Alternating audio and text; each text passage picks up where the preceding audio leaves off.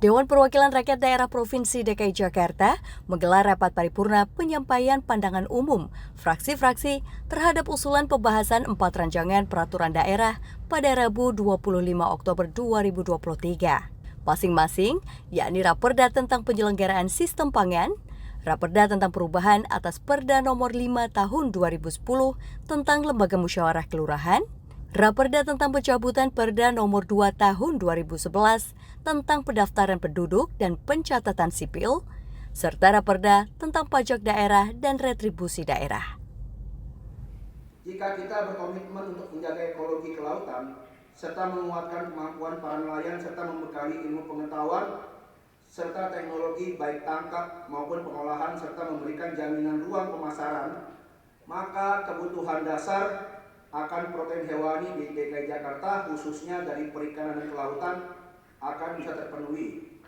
Di samping itu sudah bisa dipastikan akan mampu meningkatkan kesejahteraan masyarakat di wilayah pesisir dan pulau-pulau kecil di DKI Jakarta. Mohon tanggapannya. Untuk meningkatkan kemandirian pangan yang aman dan bermutu, maka perlu diantaranya mendorong kesejahteraan pelaku usaha pangan lokal baik bagi petani, peternak, nelayan, pembudidaya, maka perlu dikembangkan pola produksi pangan dengan memanfaatkan lahan produktif yang ada serta lahan terlantar. Sekaligus usaha pertanian perkotaan modern berteknologi tinggi yang ramah lingkungan, pemanfaatan pekarangan rumah tangga yang ada atau ruang kosong yang tersisa berbasis teknologi aplikatif untuk kalangan rumah tangga, serta dengan memberikan insentif bagi masyarakat dalam mengembangkan pertanian perkotaan, tingkat rumah tangga, dan komunitas yang concern dengan peningkatan ketersediaan dan akses pangan masyarakat dengan lingkungan hidup yang sehat.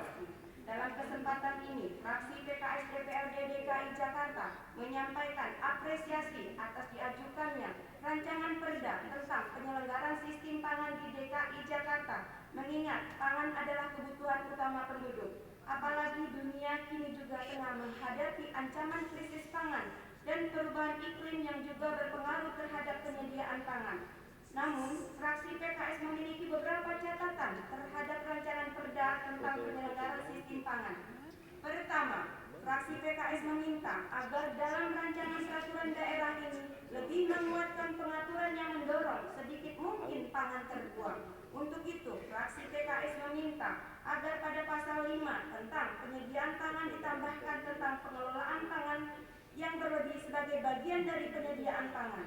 Pengelolaan pangan berlebih ini dilakukan untuk lebih banyak produk pangan konsumsi, tidak hanya untuk pangan segar, pangan olahan, dan pangan siap saji. Pengelolaan pangan berlebih dilakukan juga melalui dan mencakup pemanfaatan dari pangan yang jelang masa kadaluarsa namun masih layak untuk dikonsumsi, bisa dimanfaatkan oleh kelompok masyarakat yang membutuhkan. Untuk itu perlu dibangun mekanisme semacam bank makanan atau food bank untuk pengelolaan pangan berlebih ini agar bisa dimanfaatkan pada kelompok rentan atau rawan pangan di Jakarta dengan memanfaatkan pangan berlebih dan pangan jelang masa kadaluarsa. Mohon tanggapan.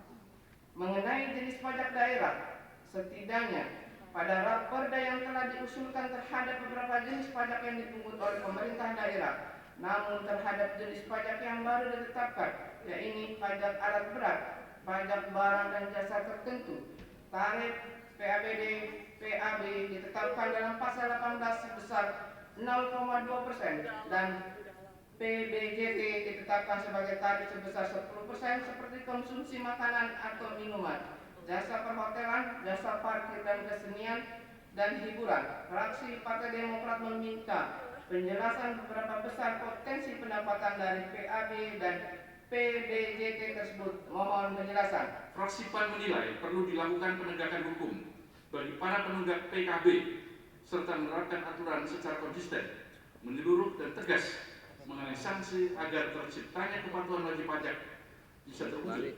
Hal tersebut dapat dilakukan dengan konsistensi penegakan aturan perpajakan daerah secara lebih masif dan berskala besar serta tidak memberikan keringanan pokok dan sanksi pajak secara rutin. Mohon tanggapan. Minta kebijakan earmarking pada pajak rokok, pajak air tanah, dan pajak kendaraan bermotor. Konsumsi rokok, air tanah, dan kendaraan bermotor sudah dalam tahap yang berlebihan sehingga menimbulkan dampak negatif di tatanan kehidupan DKI Jakarta.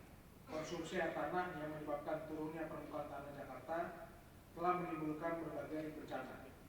Penggunaan kendaraan motor yang tinggi di Jakarta telah menimbulkan kemacetan yang menimbulkan kerugian hingga 65 triliun per tahun dan polusi udara yang mengancam nyawa penduduk. Untuk itu, kebijakan pajak untuk ketiga barang tersebut perlu dinilai bukan sekedar dari sisi penerimaan, tapi mengendalikan konsumsi barang tersebut dan mengurangi dampak negatif dari konsumsinya. Pemprov perlu mengatur sistem earmarking dengan mengalokasikan sejumlah anggaran bersumber dari pajak air tanah, misalnya untuk meningkatkan akses air pipa ke masyarakat, earmark PKB untuk penanganan kemacetan dan polusi Jakarta, serta earmarking pajak rokok untuk mencegah konsumsi rokok pada usia anak. Terhadap rancangan peraturan daerah tentang penyelenggaraan sistem pangan, penyelenggaraan sistem pangan berkelanjutan penting dilakukan karena faktanya ketahanan pangan di DKI Jakarta masih ada kendala, yaitu kita masih berhadapan dengan beban ganda masalah gizi serta masalah penyakit tidak menular.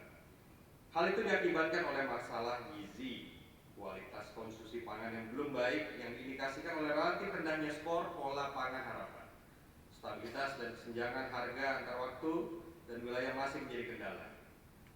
Dalam rangka menjaga dan mengendalikan inflasi serta kesediaan pangan yang sangat tergantung dari pasokan luar, disertai dengan masalah-masalah lain yang menyangkut keamanan pangan dan kehilangan atau food loss, serta pemborosan pangan yang diserang oleh rumah tangga maupun hotel dan restoran di seluruh DKI Jakarta. Selain itu, luas wilayah yang terbatas dan nilai ekonomi lahan yang sangat tinggi untuk kepentingan fasilitas ekonomi, non pertanian, kemampuan DKI Jakarta untuk memenuhi kebutuhan pangan secara mandiri sangatlah tidak memungkinkan saat ini. Serta kebutuhan pangan masyarakat di Kepulauan Seribu yang memerlukan penanganan khusus dari pemerintah Provinsi DKI Jakarta. Karena keterbatasan sarana transportasi laut dan jarak yang masih sangat cukup jauh dan tersebar, yang berimplikasi terhadap mahalnya biaya logistik pangan antar pulau. Mohon tanggapan. 2. Dengan adanya Raperda pencabutan Perda nomor 2 tahun 2011 tentang pendaftaran dan pencatatan sipil, fraksi Partai Golkar menegaskan kepada pemerintah Provinsi DKI Jakarta agar dapat menselaraskan database kependudukan, terutama terkait dengan bantuan sosial yang selama ini sering terjadi ketidakcocokan data yang dimiliki oleh pemerintah baik pusat maupun daerah dengan kondisi real di lapangan. Mohon tanggapan. Selanjutnya terkait dengan Raperda tentang pajak daerah dan retribusi daerah. Kami berpendapat memang harus dilakukan dalam rangka memenuhi amanat Undang-Undang Nomor 1 Tahun 2022 tentang hubungan keuangan antara pemerintah pusat dan pemerintah daerah, mengatur mengenai pokok-pokok kebijakan pajak dan retribusi sebagai bagian dari ruang lingkup hubungan keuangan antara pemerintah pusat dan pemerintah daerah, khususnya ketentuan pasal 94 yang mengatur untuk seluruh jenis pajak daerah dan retribusi ditetapkan dalam satu peraturan daerah dan menjadi dasar pemungutan pajak dan retribusi daerah. Raperda ini akan mengatur pelayanan objek retribusi sesuai undang-undang yang dipungut dan dikelola oleh BLUD dicatat sebagai retribusi. Secara otomatis Raperda ini akan menggantikan beberapa peraturan daerah mengenai pajak daerah dan peraturan daerah mengenai retribusi daerah yang ada saat ini dan masih berlaku sampai dengan tanggal 5 Januari 2024. Kami berharap Raperda ini mampu mengoptimalkan pendapatan asli daerah Provinsi DKI Jakarta melalui pemungutan pajak daerah dan retribusi daerah. Dalam kaitan ini kami perlu mengingatkan kembali Pemprov DKI Jakarta untuk meningkatkan target penerimaan dari hasil pengelolaan aset seperti lahan, gedung, dan aset lainnya yang dikerjasamakan dengan pihak swasta melalui sistem sewa atau lainnya. Kami menilai target penerimaan yang dipatok selama ini relatif kecil, bahkan tidak mencapai 0,1% dari total nilai aset yang dimiliki Pemprov DKI Jakarta yang mencapai lebih dari 450 triliun kami minta mulai tahun 2024 Pemprov DKI Jakarta mematok target penerimaan menjadi minimal di atas 0,1% dari total nilai aset di atas. Mohon tanggapan terhadap usulan tersebut di atas. Humas Sekretariat DPRD DKI melaporkan.